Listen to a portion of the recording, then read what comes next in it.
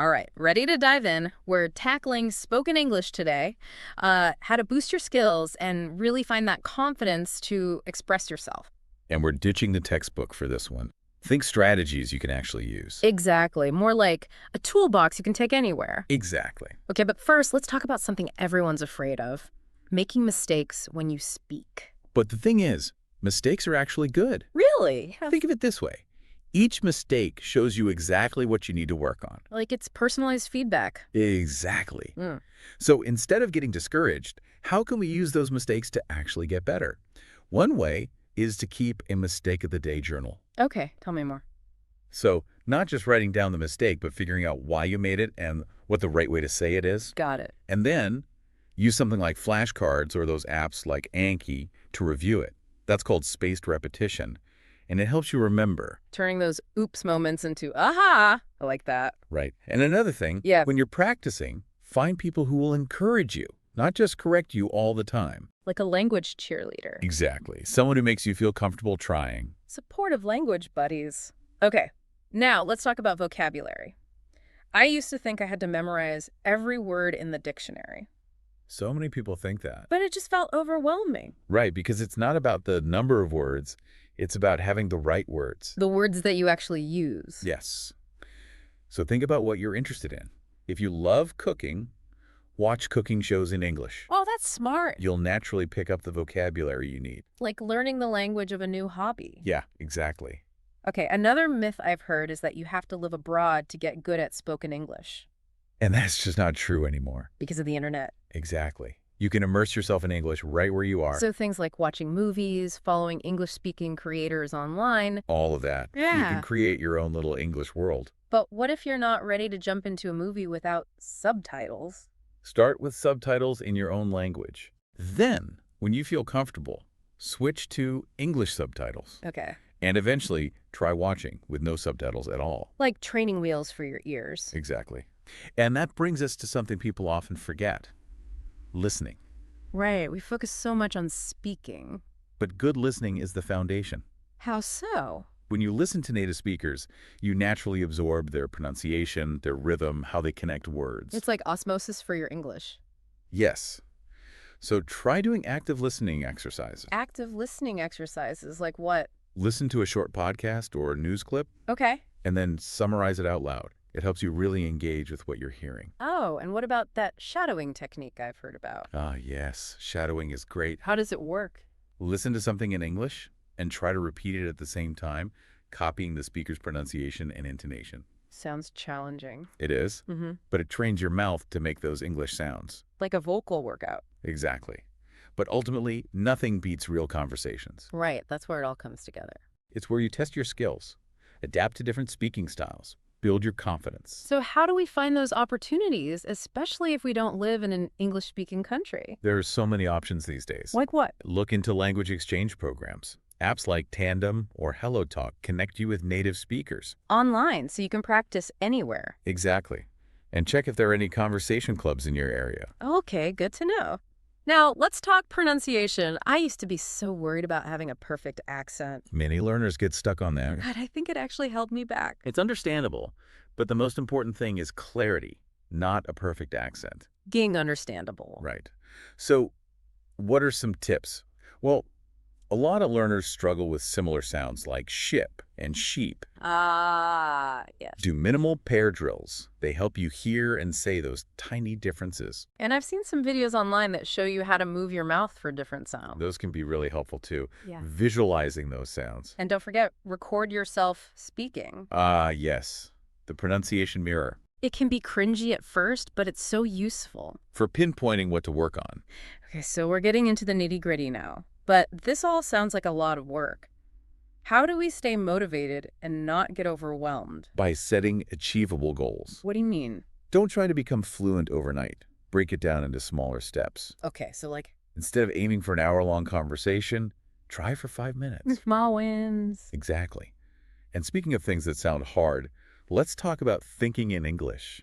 Oh, I used to translate everything in my head. That slows you down. It did. When you think directly in English, your speech becomes more natural. But how do you even start doing that? Start small. Describe your daily routine in your head. but in English. Right, I'm brushing my teeth. Exactly. Or even just label things around you in English. English narration for your life. Right. And that reminds me, learn phrases, not just individual words. Phrases. Like what? Things like, could you repeat that, please? Or I didn't quite catch that. Useful phrases. Exactly. Yeah. And try writing short dialogues and acting them out. To make it sound more natural. Yeah. So we've talked about a lot, and I know it can feel overwhelming. Just remember, be patient with yourself. Be kind to yourself. Yes.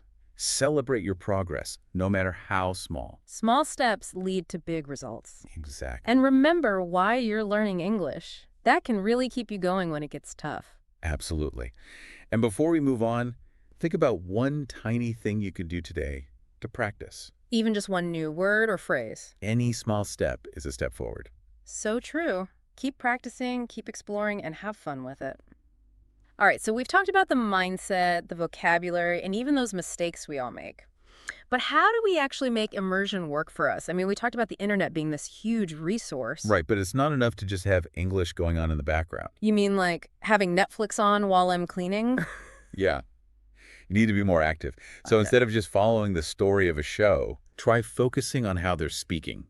Like, one day, pay attention to the rhythm of their sentences. Another day, notice how they connect words. Like training my ears to zoom in. Exactly. And that can really help your pronunciation too. Speaking of pronunciation, are there any other tricks besides those minimal pairs and YouTube videos? Use the best tool you have, your own voice. Wait, you mean... Record yourself speaking and then listen back. I know it can be a little awkward. Oh, it's so cringy sometimes. But it helps you hear what you need to work on. It's like a pronunciation mirror. Exactly. And once you know what to focus on, you can practice those sounds. Pay attention to how native speakers move their mouths. It's like vocal gymnastics. Okay, now, about thinking in English, that seems so hard. I know, it's like rewiring your brain. So how do we actually do it? Start with your daily routine. Instead of translating in your head, describe what you're doing in English. So like I'm making coffee or I'm walking the dog. Yes. Or even just label things you see. Table, chair, window. Making my house into an English vocabulary list. Right. You could even pick one room and make it your English-only zone. I like that. Now, what about immersion beyond the internet? Are there other creative ways? Think about your hobbies. If you love cooking, are there online groups or forums where people talk about food in English? So I could join a Facebook group for English-speaking bakers. Exactly. You'll naturally pick up vocabulary, and the conversations will be more fun. Sneaking in English practice. I like it. And we talked about vocabulary earlier. Any other tips besides learning words in context? Look for word families. Word families? What's that? Words that share the same root, like happy, happiness, unhappy. Oh, I see. Learning the root helps you understand a whole group of words. Like a vocabulary shortcut. Exactly. Now, I know all this can feel overwhelming, so let's talk about staying motivated. Yes, because we all hit those points where we feel stuck. And that's normal. When that happens, try this. Instead of focusing on what you haven't learned yet, Yeah. think about what you have learned. How much progress have you already made? That's a good point. Sometimes we forget how far we've come. Celebrating those wins is important. Exactly. It keeps you motivated. And remember, language learning should be fun. It's an adventure. Find what works for you and enjoy the ride. Okay, I'm feeling inspired. Ready for the next part. We've talked about so much, but what about those times when it feels like no matter what you do, you're just stuck? Plateaus. Yeah. They happen to everyone. Yeah. You feel like you're not making any progress. It can be so frustrating.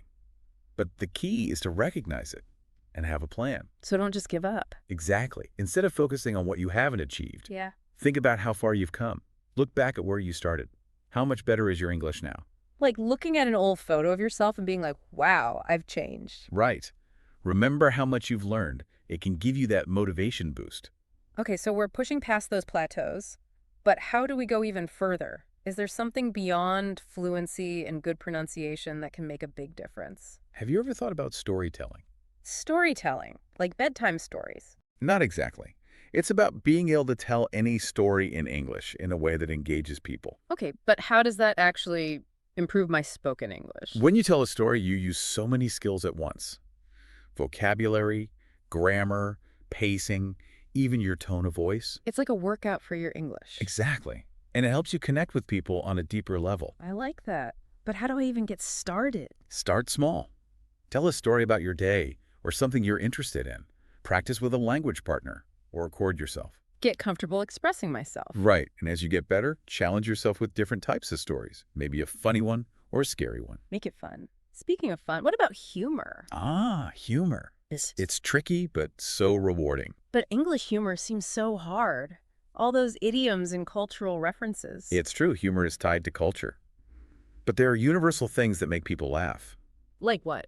Wordplay, surprises, relatable situations. So watch English comedies, pay attention to what makes you laugh. Exactly. And don't be afraid to try your own jokes. Even if they're bad at first. It's all part of the learning process. So as we wrap up this deep dive, remember this. Learning English is a journey. Not a race. Right. Be patient, celebrate your progress, and most importantly, don't give up. Exactly. And have fun along the way. Every conversation, every new word, every story you tell, it all adds up. Thanks for joining us on this deep dive. Keep practicing, keep exploring, and most importantly, keep having fun with English.